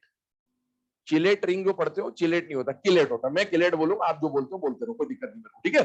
तो इसका नाम होता है कैल्कोजन, ठीक है। कैल्कोजन जो है, आप हिंदी में इसका कहीं पर अगर नाम मिले तो हिंदी में पढ़ेंगे तो क्लियरली कैल्कोजन लिखा होता है, तो आपको वहां से समझ में आ जाएगा कि ये च नहीं होता, ये क होता है, ठीक है ना। तो कैल्कोजन ही है। अब आप देखिए, कैल्कोजन की अगर मैं बात करूं तो कैल्को का मतलब होता है ओर। क्या मतलब होता है, ओर। हम लोग मेटलर्जी चैप्टर में मिनरल्स एंड ओर्स पढ़ते हैं, आप ये जानते हैं ओर्स जो नेचर में मिलती है। आपको मेटलर्जी में 2 टर्म याद रहती है, कैल्सिनेशन और रोस्टिंग, ये तो सब में सुनी होती है। कैल्सिनेशन और रोस्टिंग में हम लोग क्या करते हैं, हम हर ओर को, कार्बोनेट ओर हो, हाइड्रोक्साइड ओर हो, हाइड्रेटेड ओर हो, सल्फाइड ओर हो, सारी ओर्स को किसमें बदलते हैं, ऑक्साइड। अब देखो, ज्यादातर और वैसे तो बहुत सारी होती है, पर ज्यादातर और या तो ऑक्साइड, या कार्बोनेट, या सल्फेट, या हाइड्रोक्साइड, मतलब सब में ऑक्सीजन है, ऑक्सीजनेटेड और या फिर सल्फाइड और के फॉर्म में मिलते हैं। तो ये जो एलिमेंट्स हैं, ये किसी एलिमेंट के और के फॉर्म में प्रेजेंट हो सकते हैं, उसके साथ as a impurity, as a side item. तो इसीलिए हम लोग इसको क्या बोलते हैं बेटा, ओर प्रोड्यूसर, या फिर इसको क्या बोला जाता है, कैल्कोजन कहा जाता है। अगला आता है हेलोजन। इसमें कुछ बताने की जरूरत नहीं है, आप समझते हैं। हेलोजन का मतलब होता है सॉल्ट प्रोड्यूसर। सॉल्ट का मतलब क्या होता है, आप जानते हैं, कोई भी एक आयनिक कंपाउंड लिखा जाए कैटायन और एनायन से मिलकर, तो उसको क्या बोलते हैं, सॉल्ट बोला जाता है। ये सारे इधर देखो, ये नॉन मेटल से बेटा, आज हमने पढ़ा था बालिका, सीता, है ना, बालिका, सीता, गीता, ऐश्वर्या, सब ट्यूशन पढ़ने आते मेटलॉइड। पर इन मेटलॉइड्स के इधर वाले जो भी थे वो क्या थे, नॉन मेटल। ये नॉन मेटल्स है। और ये अगर नॉन मेटल्स है, तो अगर नॉन मेटल किसी मेटल के साथ बॉन्ड बनाएगा, तो मेटल नॉन मेटल का बॉन्ड जनरली आयनिक होता है। और आयनिक कंपाउंड को क्या बोलते हैं बेटा, सॉल्ट बोलते हैं। तो ये मेटल के साथ मिलकर सॉल्ट बना सकते हैं, इसीलिए इनको क्या बोलते हैं, सॉल्ट प्रोड्यूसर। एक तो आप जानते हैं NaCl, तो ये Cl के साथ मिलकर NaCl बनाता, सॉल्ट बनाता, सॉल्ट प्रोड्यूसर। आगे बढ़ जाए, ग्रुप नंबर 18। अब इसमें कुछ खास बातें करनी है हमें, वो समझते हैं। ग्रुप 18 को पहला नाम दिया गया बेटा इनर्ट गैस, कोई दिक्कत नहीं, सबको पता है।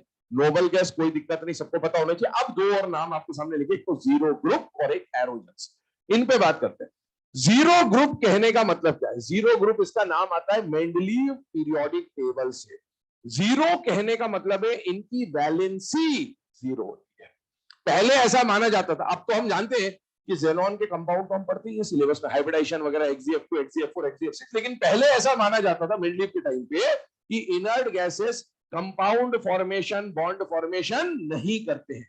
उसका रीजन ये माना जाता था कि ये स्टेबल है, ये सेटिस्फाइड है, इनका ऑक्टेट पूरा है, और उस वजह से ये माना जाता था कि ये बॉन्ड नहीं बनाएंगे, और बॉन्ड नहीं बनाएंगे मतलब इनकी वैलेंसी कोवैलेंसी क्या मानी जाती थी, जीरो, और इस वजह से इस ग्रुप के एलिमेंट्स को क्या नाम दिया गया था, जीरो ग्रुप। अगला नाम आ रहा है एरोजेंस। एक बात बताइए, इस पूरे ग्रुप को क्या बोला जाता है, इनर्ट गैस, क्योंकि इस ग्रुप का हर एक एलिमेंट गैस है। गैस कहां मिलती है, एयर में, और एयर में मिलने की वजह से इनको नाम दिया गया है एरोजेंस, ये नाम आता है इसका, ठीक है। अब इसमें कॉन्फ़िगरेशन देखें, यहां भी दिक्कत है।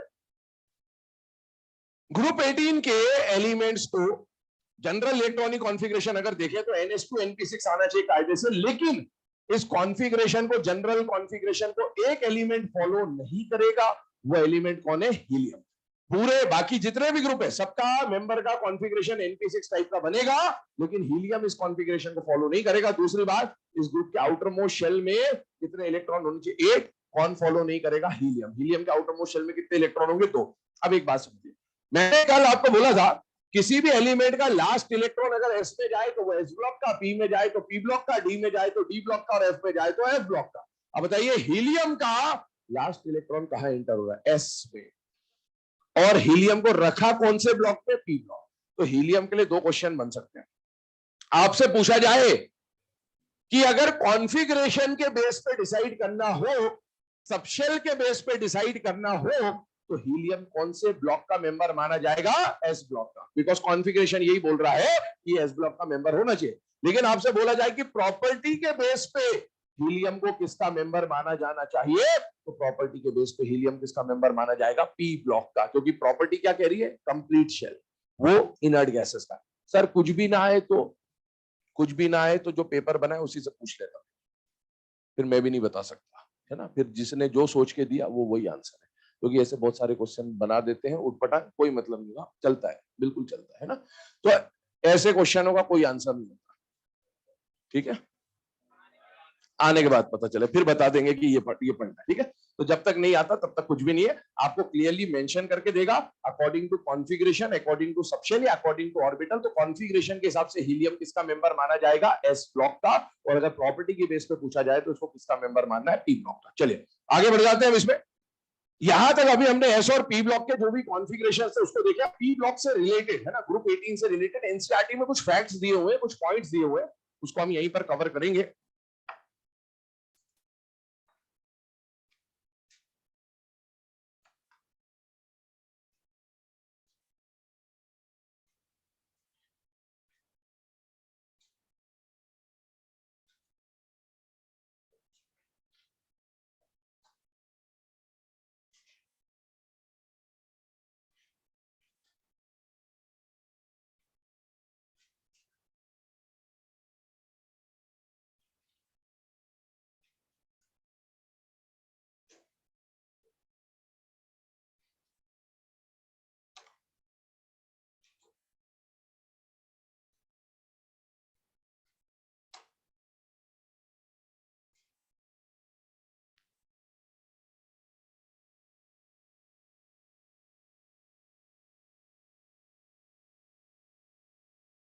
लिख लिया?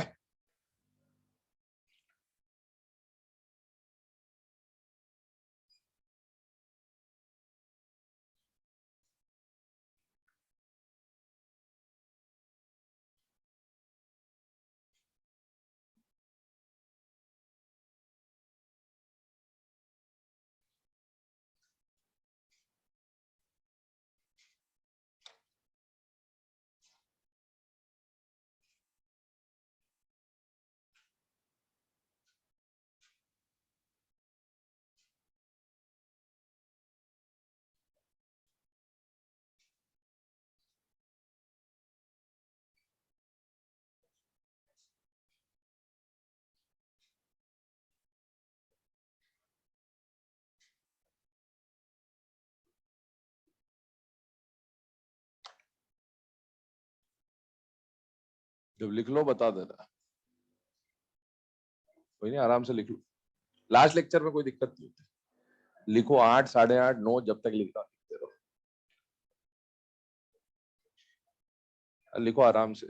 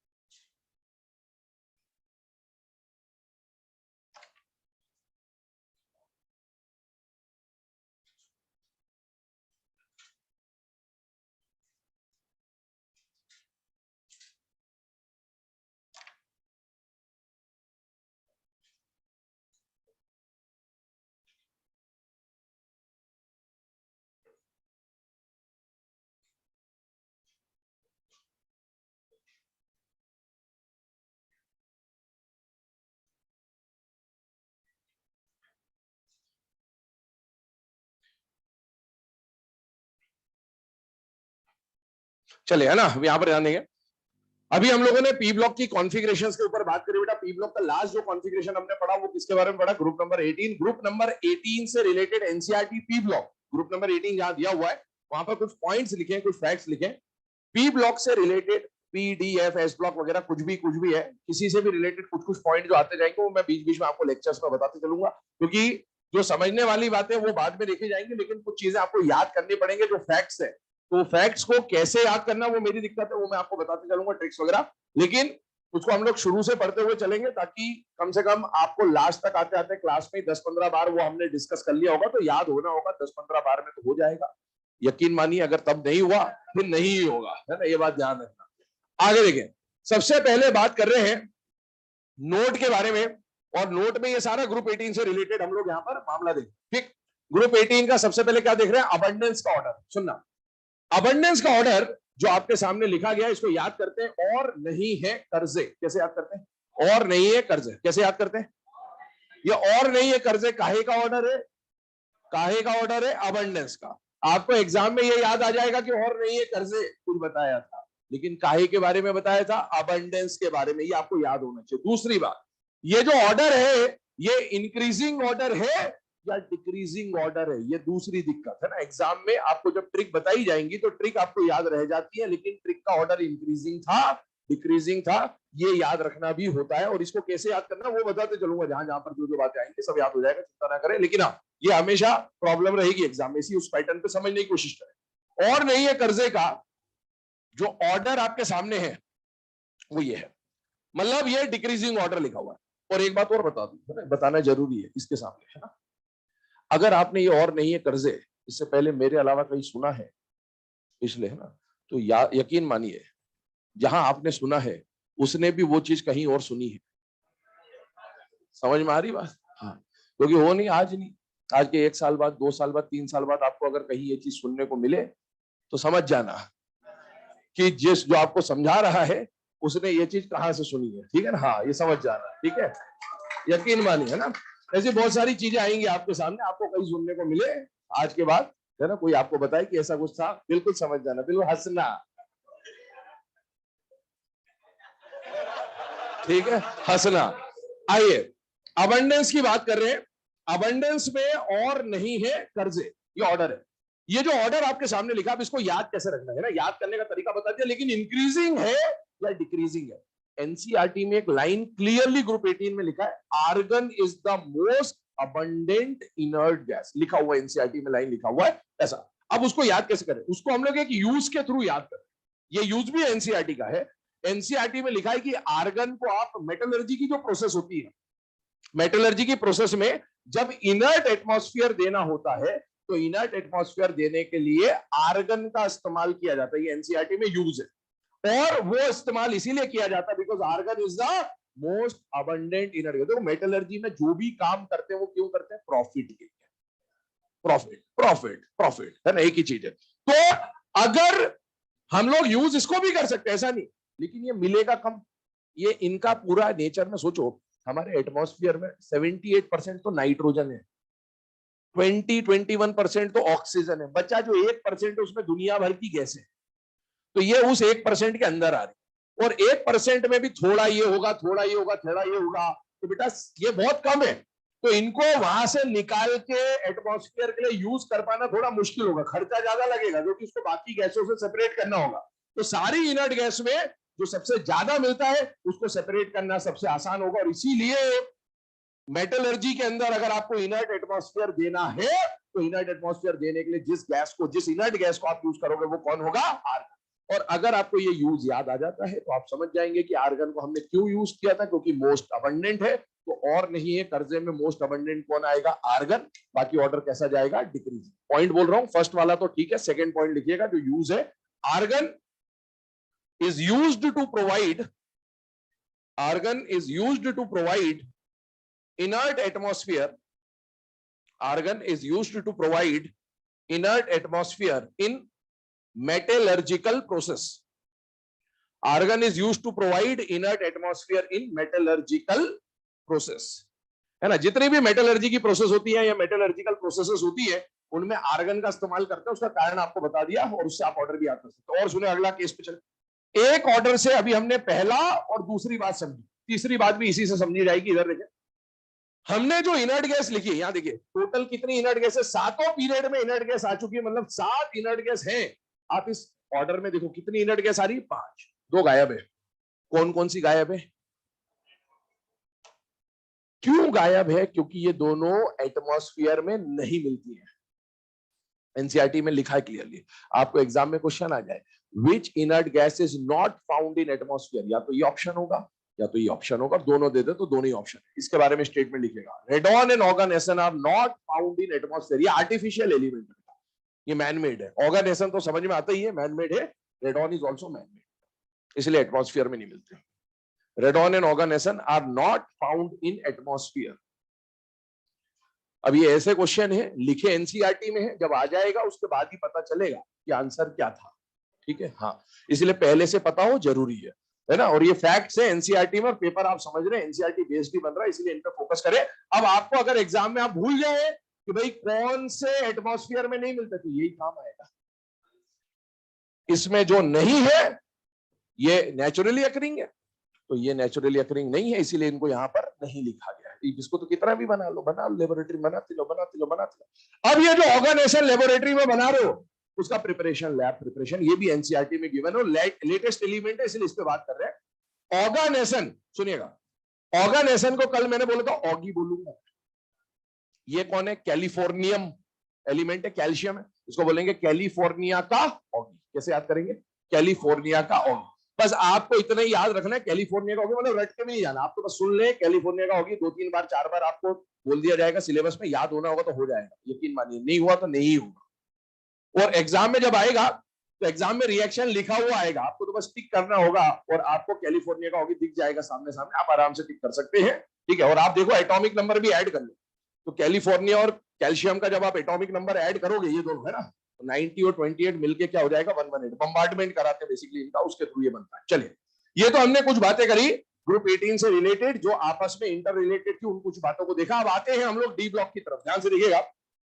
डी ब्लॉक की कॉन्फ़िगरेशंस पे बात कर रहे हैं, तो डी ब्लॉक में हम लोग यहां पर सीरीज वाइज समझ रहे होंगे। देखिए, सीरीज वाइज समझने का बेसिस क्या है वो समझ लें पहले तो।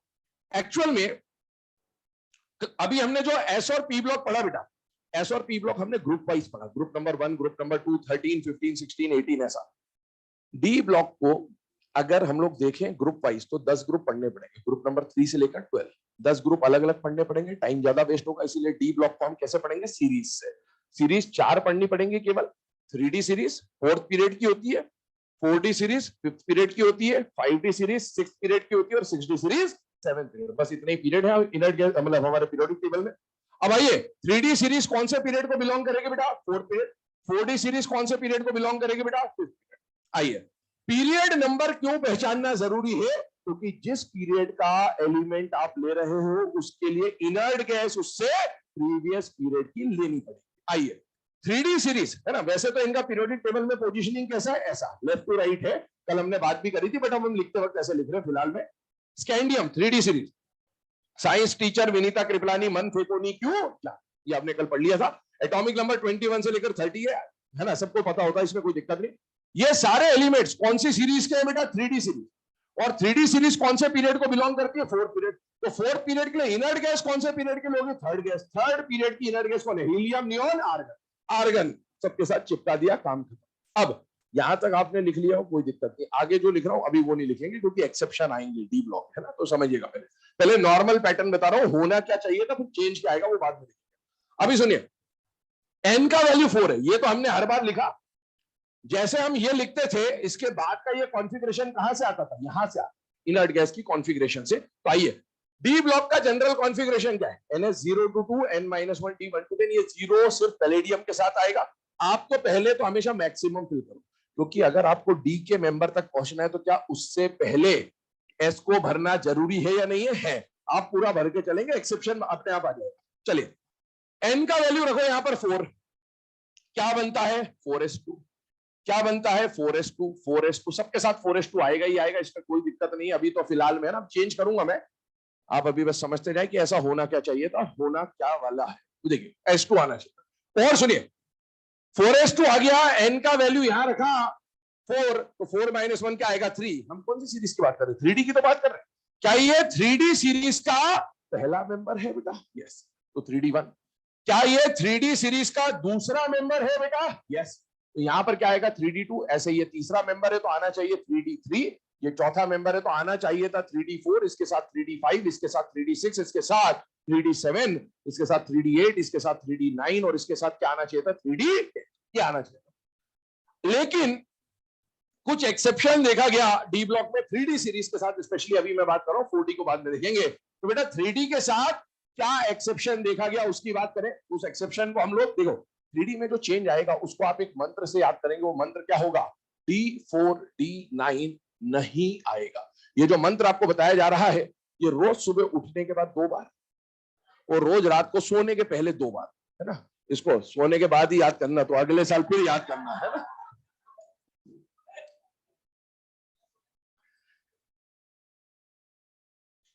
सुनेगा ध्यान से ना, कौन कौन नहीं आएगा? D4 D9 नहीं आएगा।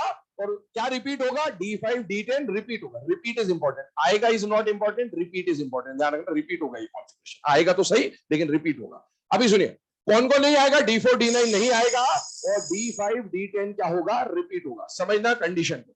क्या 3D सीरीज में D1 आ सकता है? आ सकता है। कौन नहीं आएगा? D4 नहीं आएगा। क्या D2 आ सकता है? आ सकता है। D3 आ सकता है।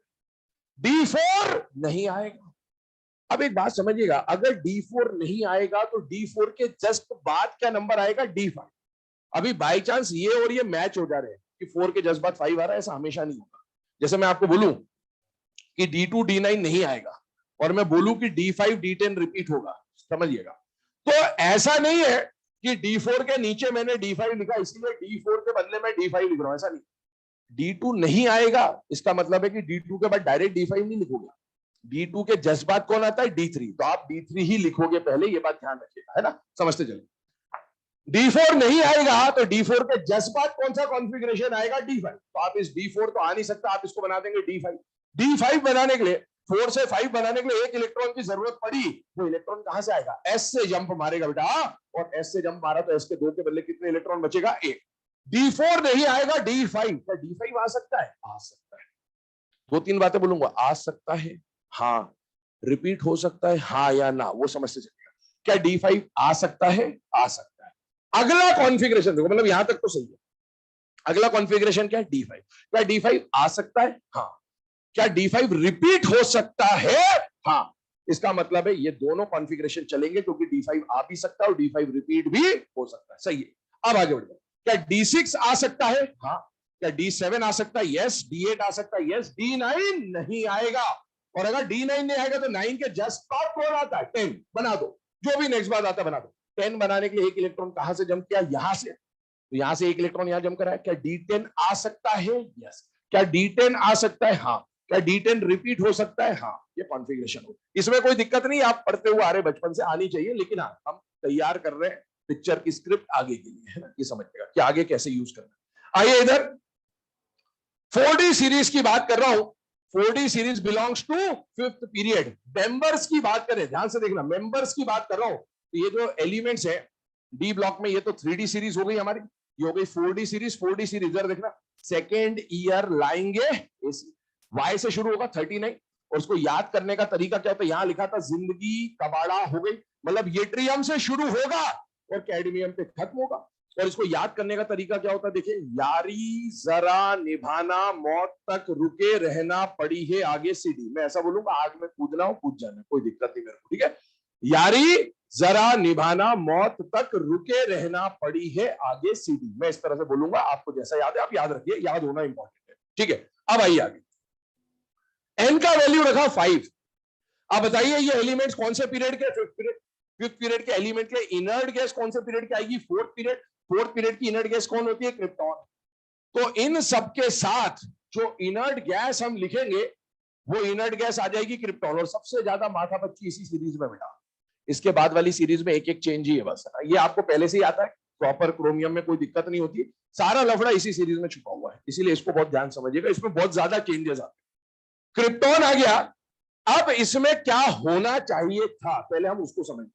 बेटा एन का वैल्यू 5 अगर मैं यहां रखता तो बताइए सबसे पहले क्या आना चाहिए था, 5s2, ये होना चाहिए था, अभी चेंज करूंगा मैं, सबके साथ 5s2 होना चाहिए था। और ये इधर देखो, क्या ये यूट्रियम 4d सीरीज का पहला मेंबर है या नहीं है बेटा, है, तो 4d क्या आना चाहिए था 1, ये दूसरा मेंबर है तो आना चाहिए था 4d2, यहां आना चाहिए था 4d3, यहां आना चाहिए था 4d4, यहां आना चाहिए था 4d5, यहां पर आना चाहिए था 4d6, यहां पर कायदे से आना चाहिए 4d7, यहां आना चाहिए 4d8, यहां आना चाहिए 4d9, और यहां पर आना चाहिए था बेटा 4d10। अब सुनिए, ये तो होना चाहिए था, लेकिन अब इसमें चेंजेस क्या क्या आएंगे, तो देखो 3D का मंत्र क्या था, D4 D9 नहीं आएगा, D5 D10, रिपीट जनरली 5 या 10 ही होगा क्योंकि वो हाफ फिल्ड और फुलफिल्ड कॉन्फ़िगरेशन है। यहां पर क्या क्या नहीं आएगा, 3 का टेबल,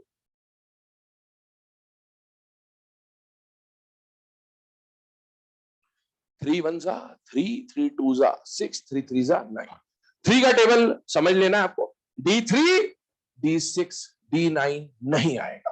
और अगर ये नहीं आएगा तो D5 D10 रिपीट होगा। रिपीट यहां पर भी D5 D10 हो रहा है क्योंकि यही स्टेबल कॉन्फ़िगरेशन है, तो इन्हीं में से कुछ रिपीट होगा। अब देखो यहां पर 3 कॉन्फ़िगरेशन नहीं आ रहे, कौन कौन नहीं आ रहे, D3 D6 D9।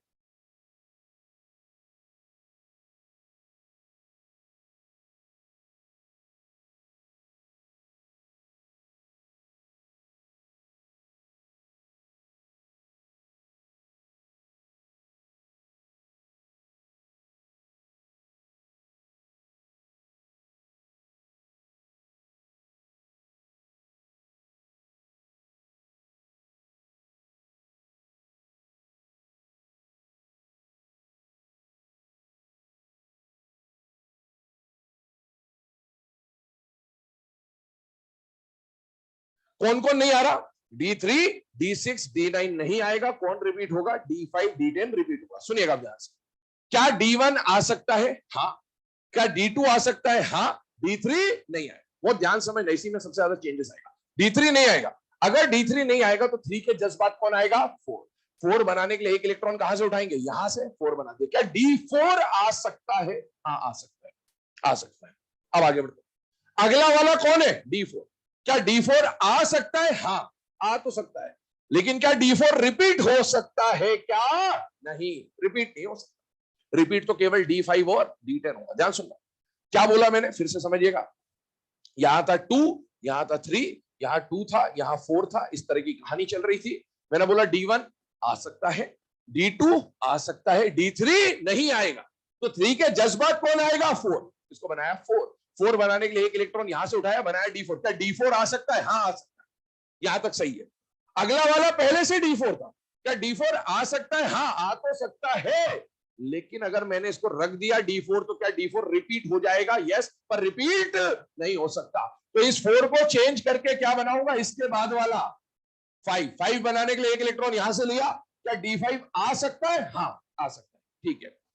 क्या अगला वाला पहले से D5 है, यस, क्या D5 आ सकता है, हाँ आ तो सकता है, क्या D5 रिपीट भी हो सकता है, यस रिपीट हो सकता है, मतलब ये सही है। आगे बढ़िए, क्या D6 आ सकता है, नहीं, तो 6 को क्या बनाऊंगा, 7। 7 बनाने के लिए एक इलेक्ट्रॉन यहां से लेकर, D7 आ सकता है, आ सकता है, क्या 7 आ सकता है, हाँ आ तो सकता है, लेकिन रिपीट तो इसको क्या बनाऊंगा, अगला, अगला क्या बनेगा 8, 8 बनाया तो 1 यहां से गया, क्या D8 आ सकता है, हाँ आ सकता है, आ सकता है, अगला भी D8 है, D8 आ तो सकता है लेकिन रिपीट नहीं हो सकता है, तो इस 8 को हटा के क्या बनाऊंगा, अगला 8 के बाद कौन आएगा 9, क्या अभी सुनना 9 बना दिया अपन ने, ऐसे कर दिया, पर क्या D9 आ सकता है क्या, नहीं, तो इसको और आगे बढ़ाओगे, अब क्या बनाओगे D10, D10 बना तो 0, यही तो हमने बात करी थी, पैलेडियम इकलौता ऐसा एलिमेंट होता है जिसके अंदर NS क्या मिलेगा 0। अब सुने, ये D10 आ गया, क्या D10 आ सकता है, हाँ, अगला वाला कौन है D9, क्या D9 आ सकता है क्या, नहीं आ सकता, 9 नहीं आ सकता, क्या बना दूं 10, 10 बनाया तो क्या लिया 1, क्या D10 आ सकता है, हाँ, क्या रिपीट हो सकता है, हाँ, क्या D10 आ सकता है, हाँ, क्या D10 रिपीट हो सकता है, ये इसकी कॉन्फ़िगरेशन है, तो ये आपको याद होनी चाहिए, इसकी प्रैक्टिस करना, सबसे ज्यादा खिचड़ी इसी में बनेगी, बाकी इसके बाद वाली जो कॉन्फ़िगरेशन उसमें कोई ज्यादा मेहनत नहीं, उसमें एक एक ही चेंज आएगा, इतना नोट कर ले, बाकी इसके आगे का डिस्कशन कल से स्टार्ट करेगा। हाँ, नंबर याद रखो तुम तो जीवन का सार वहीं छुपा हुआ है।